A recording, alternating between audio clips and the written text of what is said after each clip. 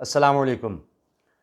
America को अफ़गानिस्तान में तारीख़ की बदतरीन शिकस्त हुई, लेकिन अगर मैं ये कहूँ कि ये शिकस्त तो अपनी जगह, लेकिन अमेरिका को जिस तरह के झटके लग रहे हैं अफ़गानिस्तान में शिकस्त के बाद, तो उसमें एक और झटका लगा है और शायद वो अफ़गानिस्तान में तालिबान के हाथों शिकस्त से भी बड़ा धचका है। वो इसलिए कि अमेरिका का सबसे करीबी, सबसे पुराना इत्तेहादी बरतानिया, वो भी उसका साथ छोड़ रहा है। यानी अब बरतानिया भी कहेगा अमेरिका को कि तुम सुपर पावर नहीं रहे।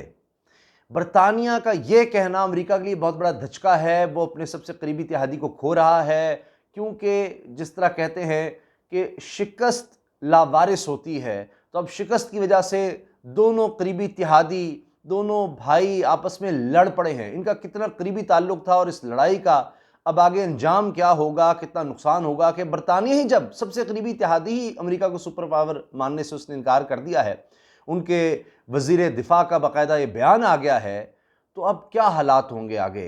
कोई और क्या मानेगा अमेरिका को, या अमेरिका की क्या मानेगा, जब अब सुपर पावर सबसे करीबी इत्तेहादी जिसने सबसे पहले उसको सलाम किया था, अब वही उसको नहीं मान रहा। दूसरी तरफ आ जाइए, पाकिस्तान में बरतानिया के वज़ीर ख़ारजा आते हैं और पाकिस्तान के वज़ीर ख़ारजा के साथ प्रेस कॉन्फ्रेंस करते हैं और उसमें वो सब बातें जो पाकिस्तान कह रहा था, वो हाँ में हाँ मिला रहे हैं। यानी यहाँ आते ही सबसे पहले तो वो ये कह रहे हैं कि जनाब 3 करोड़ पाउंड, यानी ये कोई 6 अरब रुपये बनेंगे, तो इसकी पहली किस्त तो हम अभी जारी कर रहे हैं, फौरी जारी कर रहे हैं अफगानिस्तान के लिए, अफगानिस्तान के लोगों के लिए। बरतानिया कह रहा है, बरतानिया, आप अंदाज़ा लगाइए। अच्छा, इसके साथ साथ बरतानिया का वज़ीर ख़ारजा क्या कह रहा है कि पाकिस्तान ने जो किया है किसी मुल्क ने नहीं किया। पाकिस्तान ने जिस तरह से लोगों को निकालने के लिए मदद की है, किसी ने नहीं की। तो बरतानिया जनाब खुश है, बरतानिया शुक्रगुजार हो रहा है पाकिस्तान का। और अब ज़ाहिर है कि बरतानिया जब शुक्रगुजार हो रहा है, साथ वो ये भी कह रहा है कि जी कोई सिफारिश वगैरह कर दे तालिबान से, कुछ लोग वहाँ पर रह गए हैं, दीगर कोई मामलात हैं, उसमें बरतानिया चाह रहा है कि पाकिस्तान तालिबान से सिफारिश करे उन मामलात में। तो पाकिस्तान भी समझदार हो चुका है जी, अब ये आलमी ताकतों के हाथ में उस तरह तो खेलेगा नहीं। तो अब कुछ लोग कुछ दो की पॉलिसी तो चल रही है, जो हर मुल्क अपने मफादात देख रहा है, बरतानिया अपना मफाद देख रहा है। वरना बरतानिया तो बिल्कुल पीछे मुड़ के नहीं देखना चाह रहा था। अब अफ़गान तालिबान का कंट्रोल हो गया मुकम्मल तौर पर अफ़गानिस्तान में, तो कुछ पीछे रहा ही नहीं। लेकिन पाकिस्तान कह रहा है कि अफ़गान लोगों को अकेला ना छोड़ो। पहले आप लोगों ने यही किया, यहाँ से चले गए, उसके बाद यहाँ पर दहशतगर्दी हुई, हमें अकेले सब कुछ संभालना पड़ा, हमने इतना ज़्यादा भुगता है। तो अब बरतानिया यहाँ पर अपना वज़ीर ख़ारजा भेजता है हंगामी दौरे पर, अचानक दौरे पर। अच्छा, ये सिर्फ बरतानिया का नहीं है, और भी बहुत से लोग आ रहे हैं, हंगामी दौर पर आ रहे हैं, चाहे वो जर्मनी के वज़ीर ख़ारजा हों, दीगर ममालिक के वज़ीर ख़ारजा आ रहे हैं, फ़ोन कर रहे हैं, हर कोई भाग रहा है अपने अपने मामलात के लिए और पाकिस्तान को शाबाश दे रहा है, सराह रहा है कि जी आपने बड़ा ज़बरदस्त काम किया है। तो अब एक तरफ पाकिस्तान जो कह रहा था कि जी अफ़गान लोगों को अकेला ना छोड़ो, तो वो चीज़ नज़र आ रही है। वर्ल्ड फूड प्रोग्राम, अक़वाम मुत्तहिदा पाकिस्तान की तारीफ़ भी कर रहा है, यहाँ पर जहाज़ भी भेज रहे हैं, सप्लाई भी आ रही है। अभी यूएई का जहाज़ पहुँचा है काबुल में। तो बरतानिया का ये इमदाद का ऐलान अफ़गान अवाम के लिए बहुत बड़ी बात है और पाकिस्तान यही बात कह रहा था। इस तरह से फ़ौरी तौर पर बरतानिया ने बात मानी और कहा जी ये तो हम फ़ौरी दे रहे हैं, फ़ौरी दे रहे हैं।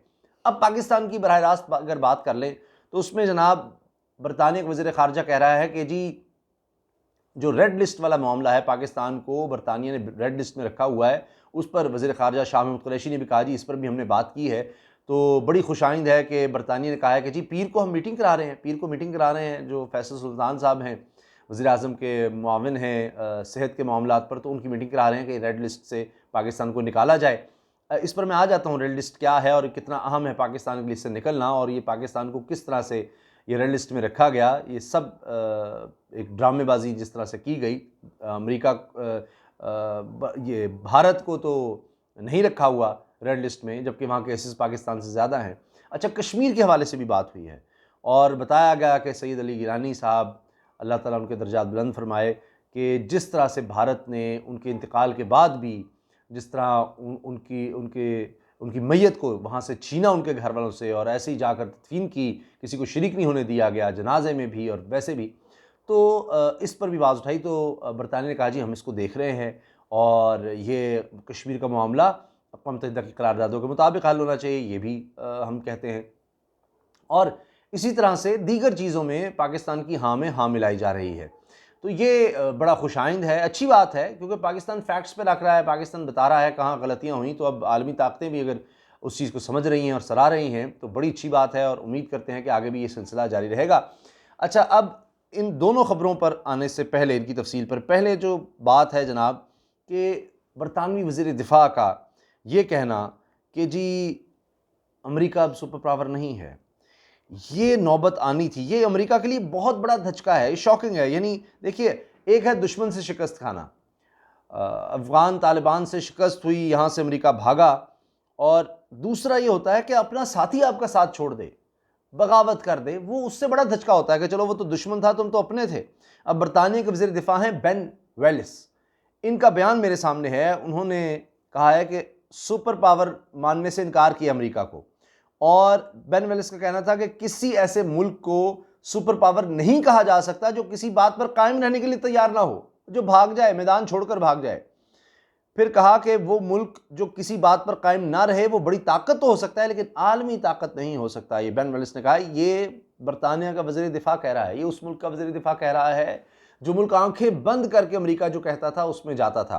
एक इनका मौक़िफ़ आप इसराइल फ़लस्तीन के मामले पर देख लें, एक मौक़िफ़, बरतानिया में फैक्ट्रियाँ हैं जहाँ असला बनता है जो इसराइली फ़ौज को जाता है। अच्छा, आप इनका मौक़िफ़ आप देखिए अफ़गानिस्तान पर, इनका बिल्कुल एक मौक़िफ़ था। इराक़ पर जब हमला किया गया तो जनाब यानी उल्टा होना पड़ गया उस वक्त बरतानिया के वज़ीर आज़म को, साबित करने के लिए जो झूठ बोला जा रहा था कि जी 40-45 मिनट में जौहरी हथियार का हमला किया जा सकता है सद्दाम हुसैन की तरफ से, वो सब झूठ था। तो वो झूठ भी पकड़ा गया, लेकिन कुछ नहीं हुआ। और वहाँ पर उस वक्त शायद बरतानिया की तारीख़ में इतने बड़े एहतजाज कभी नहीं हुए जो तब हुए थे, लेकिन बरतानवी हुकूमत पीछे नहीं हटी, और उन्होंने कहा जी अमेरिका जा रहा है, हमने जाना है, इराक़ में अटैक करना है हमने, अफ़गानिस्तान में उनके साथ, इराक़, शाम में आप देख लें। अच्छा, चीन के मुकाबले पर आप देख लें, बरतानिया आपको साथ नज़र आएगा अमेरिका के। ईरान पे भी जो भी आप देखेंगे, रूस के हवाले से आप देख लें, जहाँ अमेरिका जिस तरह कहेगा, जिस जंग में अमेरिका जाएगा, जहाँ मारेगा लोगों को, उसमें बरतानिया भी साथ होगा। लेकिन अब ये वक्त आ गया है कि अफ़गान जंग ने उनके दरमियान दरारें डाल दी हैं, लड़ाई करवा दी है इत्तेहादियों के दरमियान, ये हाल हो गया है। और वैसे एक बड़ा ज़बरदस्त जुमला मैंने देखा, क्योंकि इन ताकतों को भी बुलाया जा रहा था अहमद मसूद की तरफ से पंजशेर में, और अमरुल्लाह सालेह बुला रहा था कि जी आलमी ताकतें हमारी मदद को आएँ। तो मोदी ने कहा कि आलमी ताकतों को पंजशेर में मदद देनी चाहिए। मोदी के अल्फाज हैं, मोदी, अच्छा खुद नहीं आ रहा, वो कहता है जी आलमी ताकतें आएँ। तो किसी ने बड़ा अच्छा जवाब दिया, उन्होंने कहा जी अब मैं आगे वो लफ्ज़ नहीं बोलना चाहता, उन्होंने कहा मोदी को कोई समझाए इस अकल के अंधे को कि भाई आलमी ताकतें कह रही हैं 20 साल जलील होके अभी हम निकले हैं, 20 साल आलमी ताकतें जलील होकर भी निकली हैं, और मोदी कह रहे हैं जी इनकी मदद को पहुंचो पंजशेर, कहते हम नहीं आते, चलो निकलो। तो ये आलमी ताकतें आपस में लड़ पड़ी हैं, इनका तो ये हाल हो गया है। और अब पाकिस्तान की हाँ में हाँ मिलाई जा रही है कि जी हाँ आप जो कहते थे सही था, आप जो कहते थे सही था।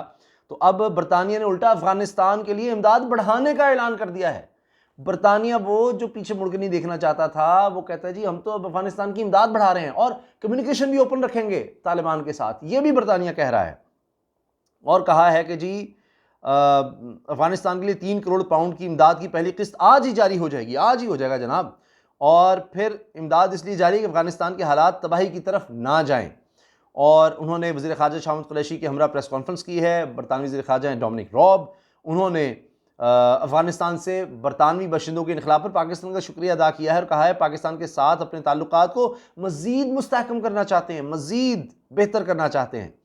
और फिर कहा कि बरतानवी वज़ीर ख़ारजा का ये भी कहना था कि हम चाहते हैं कि कश्मीर का हल कश्मीरियों की ख्वाहिशात के मुताबिक हो, पाकिस्तान और भारत को कश्मीर के मसले पर बातचीत करनी चाहिए। देखिए अब कश्मीर के हवाले से भी उनको याद आ गया, वो भी बात उन्होंने कर दी है।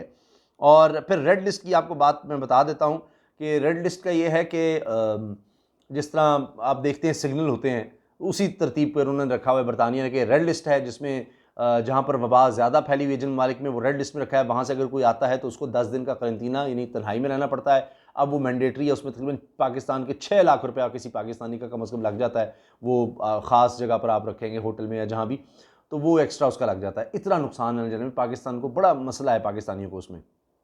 फिर एम्बर लिस्ट है जिसमें कम ख़तरा हो उनको उसमें रखा जाता है, गालिबन भारत को उस लिस्ट में रखा हुआ है। और फिर इसके अलावा एक ग्रीन है कि जहाँ ग्रीन लिस्ट में कोई जहाँ मसला नहीं है उनके लिए कोई कदर नहीं है, कोई कतई तौर पर कोई रुकावट नहीं है।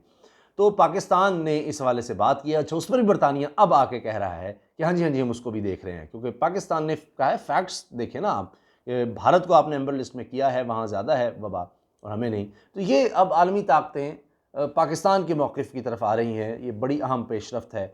और इंशाल्लाह आने वाले दिन अल्लाह ताला करे कि अफ़गानिस्तान में अमन हो। अफ़गानिस्तान के साथ साथ जिस तरह अब कहा जा रहा है कि पाकिस्तान, चीन और ये ख़िता रूस, ईरान, दीगर मालिक जुड़ रहे हैं, पूरे ख़ित्ते में अल्लाह ताला करे कि अमन और खुशहाली और तरक्की हो, ताकि यहाँ के रहने वालों के लिए और ज़्यादा ज़िंदगी बेहतर हो सके। अल्लाह हाफ़िज़।